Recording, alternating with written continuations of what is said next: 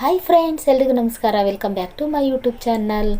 ಇವತ್ತು ನಾನು ನಿಮ್ಮ ಜೊತೆ ಯಾವ ರೆಸಿಪಿನ ಶೇರ್ ಮಾಡ್ತಾ ಇದ್ದೀನಿ ಅಂದರೆ ದಿಢೀರ್ ಅಂತ ನೆಲ್ಲಿಕಾಯಿ ಉಪ್ಪಿನಕಾಯಿ ಮಾಡಿದ್ದೀನಿ. ಈ ನೆಲ್ಲಿಕಾಯಿ ಉಪ್ಪಿನಕಾಯಿ ಮಾಡೋದು ಕಷ್ಟ ಏನೂ ಅಲ್ಲ ಫ್ರೆಂಡ್ಸ್, ತುಂಬ ಸುಲಭವಾಗಿ ಮನೆಯಲ್ಲೇ ರೆಡಿ ಮಾಡಬಹುದು. ಈ ನೆಲ್ಲಿಕಾಯಿನ ನಾವು ಹಾಗೇನೂ ಸಹ ತಿನ್ನಬಹುದು. ಹಾಗೆ ತಿನ್ನೋದ್ರಿಂದ ಆರೋಗ್ಯಕ್ಕೆ ತುಂಬ ಒಳ್ಳೆಯದು. ನಾನು 1 kg ನೆಲ್ಲಿಕಾಯಿ ತಗೊಂಡಿದ್ದೆ. ಅದರಲ್ಲಿ ಅರ್ಧ kg ನೆಲ್ಲಿಕಾಯಿನ ಜ್ಯೂಸ್ ಮಾಡೋದಕ್ಕೆ ಅಂತ ತೆಗೆದಿಟ್ಟಿದ್ದೀನಿ. ಇನ್ನು ಅರ್ಧ kg ನೆಲ್ಲಿಕಾಯಿನ ಈ ರೀತಿ ಉಪ್ಪಿನಕಾಯಿ ಹಾಕಿದ್ದೀನಿ. ಈ ಉಪ್ಪಿನಕಾಯಿನ ನಾವು ಊಟದ ಜೊತೆ ನಂಚ್ಕೊಂಡು ತಿನ್ನೋದಕ್ಕೆ ತುಂಬ ರುಚಿಯಾಗಿರುತ್ತೆ ಮತ್ತು ಆರೋಗ್ಯಕ್ಕೂ ಅಷ್ಟೇ ಒಳ್ಳೆಯದು.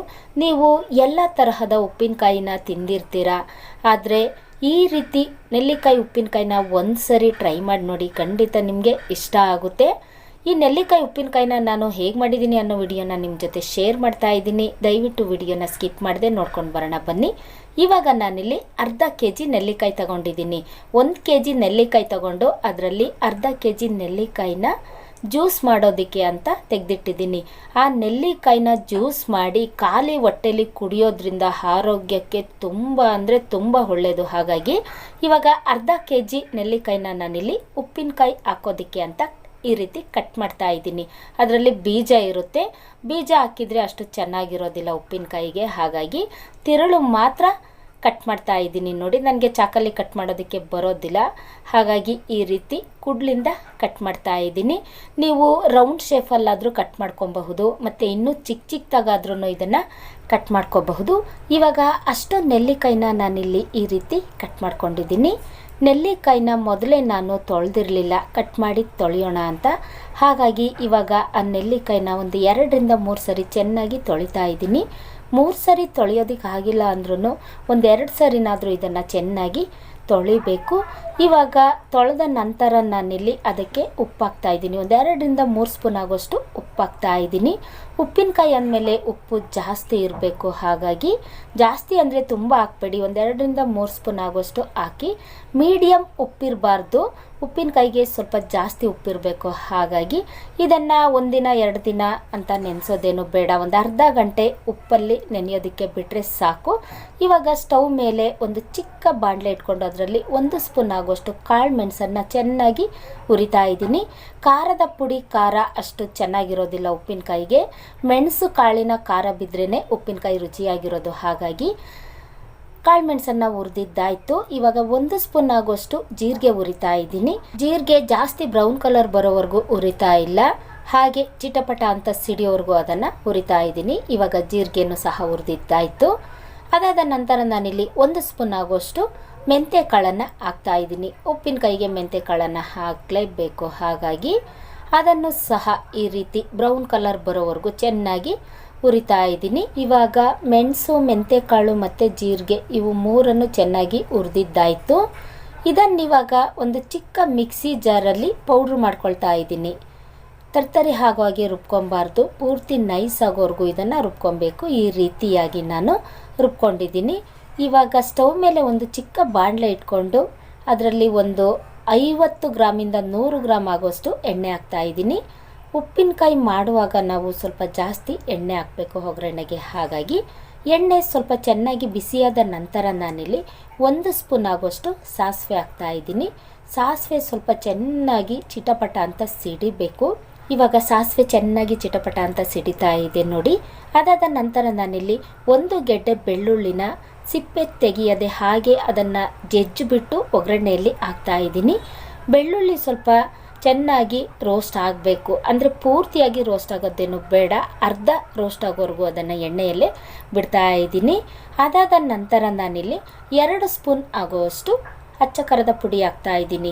ಖಾರದ ಪುಡಿ ಸ್ವಲ್ಪ ಖಾರ ಇದ್ದರೆ ಕಮ್ಮಿನೇ ಹಾಕ್ಕೊಳ್ಳಿ, ಮೀಡಿಯಮ್ ಖಾರ ಇದ್ದರೆ ಒಂದು ಸ್ವಲ್ಪ ಜಾಸ್ತಿನೇ ಹಾಕ್ಕೊಳ್ಳಿ. 2 ಸ್ಪೂನ್ ಆಗೋಷ್ಟು ಅಚ್ಚ ಖಾರದ ಪುಡಿ ಹಾಕಿದ್ದೀನಿ. ಅರ್ಧ ಸ್ಪೂನ್ ಆಗೋಷ್ಟು ಅರಿಶಿಣದ ಪುಡಿ ಹಾಕ್ತಾ ಇದ್ದೀನಿ. ನಾನು ಪೌಡ್ರ್ ಮಾಡಿ ಇಟ್ಕೊಂಡಿದ್ನಲ್ಲ ಜೀರಿಗೆ, ಮೆಣಸು, ಮೆಂತೆ, ಆ ಪುಡಿನ ಇವಾಗ ಅದರಲ್ಲಿ ಹಾಕ್ತಾ ಇದ್ದೀನಿ.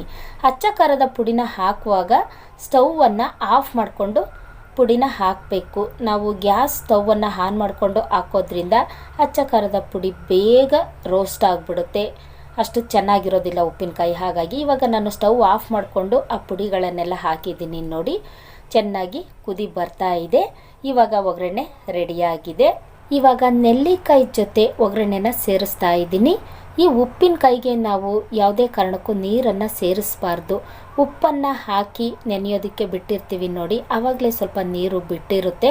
ಹಾಗಾಗಿ ಉಪ್ಪಿನಕಾಯಿಗೆ ನಾವು ನೀರು ಹಾಕೋ ಅವಶ್ಯಕತೆ ಇರೋದಿಲ್ಲ. ಉಪ್ಪಿನಕಾಯಿಗೆ ನಾವು ನೀರು ಹಾಕೋದ್ರಿಂದ ಉಪ್ಪಿನಕಾಯಿ ನೀರು ಬಿಡುತ್ತೆ ಮತ್ತು ಉಪ್ಪಿನಕಾಯಿ ಅಷ್ಟು ಚೆನ್ನಾಗಿರೋದಿಲ್ಲ. ಹಾಗಾಗಿ ಇವಾಗ ಅದನ್ನು ಚೆನ್ನಾಗಿ ತಿರುಗಿಸ್ತಾ ಇದ್ದೀನಿ. ಮೆಂತ್ಯ ಕಾಳನ್ನು ಹಾಕಿರೋದ್ರಿಂದ ಸ್ವಲ್ಪ ಗಟ್ಟಿಯಾಗುತ್ತೆ. ಉಪ್ಪಿನಕಾಯಿ ಗಟ್ಟಿಯಾಗಿದೆಯಲ್ಲ ಅಂತ ಯಾವುದೇ ಕಾರಣಕ್ಕೂ ನೀರನ್ನು ಮಾತ್ರ ಸೇರಿಸ್ಬೇಡಿ. ಒಂದು ಅರ್ಧ ಗಂಟೆ ಹಾಗೆ ಅದನ್ನು ಮುಚ್ಚಿ ಇಟ್ಬಿಡಿ. ಅದು ಸ್ವಲ್ಪ ನೀರು ಬಿಟ್ಬಿಡುತ್ತೆ, ಆವಾಗ ಉಪ್ಪಿನಕಾಯಿ ಕರೆಕ್ಟ್ ಆಗುತ್ತೆ. ಇವಾಗ ಅದನ್ನು ಚೆನ್ನಾಗಿ ಮಿಕ್ಸ್ ಮಾಡಿದ್ದೀನಿ. ಇವಾಗ ಅದರ ರುಚಿ ನೋಡ್ತಾ ಇದ್ದೀನಿ, ಉಪ್ಪಿನಕಾಯಲ್ಲಿ ಉಪ್ಪು ಖಾರ ಕರೆಕ್ಟಾಗಿದೆಯಾ ಇಲ್ವೋ ಅಂತ. ಉಪ್ಪು ಖಾರ ಕರೆಕ್ಟಾಗಿದೆ. ಉಪ್ಪಿನಕಾಯಿ ಅಂತೂ ತಿನ್ನೋದಕ್ಕೆ ತುಂಬಾ ರುಚಿಯಾಗಿದೆ. ಮತ್ತು ಊಟದ ಜೊತೆ ಸೈಡಲ್ಲಿ ಇಟ್ಕೊಂಡು ನಂಚ್ಕೊಂಡು ಊಟ ಮಾಡೋದಕ್ಕಂತೂ ಸಖತ್ತಾಗಿರುತ್ತೆ. ನೀವು ಎಲ್ಲ ತರಹದ ಉಪ್ಪಿನಕಾಯಿನ ತಿಂದಿರ್ತೀರ ಫ್ರೆಂಡ್ಸ್. ಈ ಥರ ನೆಲ್ಲಿಕಾಯಿ ಉಪ್ಪಿನಕಾಯಿನ ಒಂದ್ಸರಿ ಟ್ರೈ ಮಾಡಿ ನೋಡಿ, ಖಂಡಿತ ನಿಮಗೆ ಇಷ್ಟ ಆಗುತ್ತೆ. ಮತ್ತು ಆರೋಗ್ಯಕ್ಕೂ ಅಷ್ಟೇ ಒಳ್ಳೆಯದು. ಇದನ್ನು ಸ್ಟೀಲ್ ಪಾತ್ರೆಯಲ್ಲಿ ಇಡಬಾರ್ದು. ಸ್ಟೀಲ್ ಪಾತ್ರೆಯಲ್ಲಿ ಏನಾದರೂ ಉಪ್ಪಿನಕಾಯಿನ ಇಟ್ಟಿದ್ರೆ ಬೇಗ ಹಾಳಾಗ್ಬಿಡುತ್ತೆ. ಮತ್ತು ಫ್ರಿಡ್ಜ್ನಲ್ಲೂ ಸಹ ಇಡಬಾರ್ದು. ಇದನ್ನು ಫ್ರಿಡ್ಜ್ನಲ್ಲಿ ಇಟ್ಟಿದ್ರೆ ನಾವು ಒಗ್ಗರಣೆ ಹಾಕಿರ್ತೀವಿ ನೋಡಿ, ಹಾಗಾಗಿ ಅದನ್ನು ತಿನ್ನೋದಕ್ಕೆ ಆಗೋದಿಲ್ಲ. ಈ ರೀತಿ ಒಂದು ಪ್ಲಾಸ್ಟಿಕ್ ಬಾಕ್ಸಲ್ಲಿ ಹಾಕ್ಬಿಟ್ಟು ಫ್ರಿಡ್ಜ್ ಒಳಗಡೆ ಹಿಡ್ದೇನೆ ಹಾಗೆ ಹೊರಗಡೆ ಇಡಬೇಕು. ಇದೇನು ಜಾಸ್ತಿ ದಿನ ಉಳಿಯೋದಿಲ್ಲ, ಬೇಗ ಖಾಲಿ ಆಗಿಬಿಡುತ್ತೆ. ನೀರನ್ನು ಹಾಕಿದರೆ ಉಪ್ಪಿನಕಾಯಿ ಬೇಗ ಹಾಳಾಗ್ಬಿಡುತ್ತೆ. ನೀರು ಹಾಕ್ದೇನೆ ಉಪ್ಪಿನಕಾಯಿ ಮಾಡೋದ್ರಿಂದ ಅದು ಖಾಲಿ ಆಗೋವರೆಗೂ ಹಾಳಾಗೋದಿಲ್ಲ, ಅಷ್ಟು ಚೆನ್ನಾಗಿರುತ್ತೆ. ಇವಾಗ ಅದನ್ನು ಒಂದು ಪ್ಲಾಸ್ಟಿಕ್ ಬಾಕ್ಸಲ್ಲಿ ಹಾಕಿ ಇಡ್ತಾ ಇದ್ದೀನಿ. ಉಪ್ಪಿನಕಾಯಿನ ನೀವು ಊಟದ ಜೊತೆ ಹಾಕೊಳ್ಳುವಾಗ ಮತ್ತು ಬೇರೆಯವರಿಗೆ ಹಾಕೋದಾದರೆ ಯಾವುದೇ ಕಾರಣಕ್ಕೂ ಕೈಯಿಂದ ಮಾತ್ರ ಹಾಕಬೇಡಿ. ಉಪ್ಪಿನಕಾಯಿಗೆ ನೀವು ಕೈಯನ್ನು ಟಚ್ ಮಾಡಲೇಬೇಡಿ. ಆ ಥರ ಮಾಡೋದಾದರೆ ನೀವು ಉಪ್ಪಿನಕಾಯಿ 4-5 ದಿನ ಅನ್ನೋದ್ರೊಳಗಡೆ ಬೇಗ ಹಾಳಾಗ್ಬಿಡುತ್ತೆ.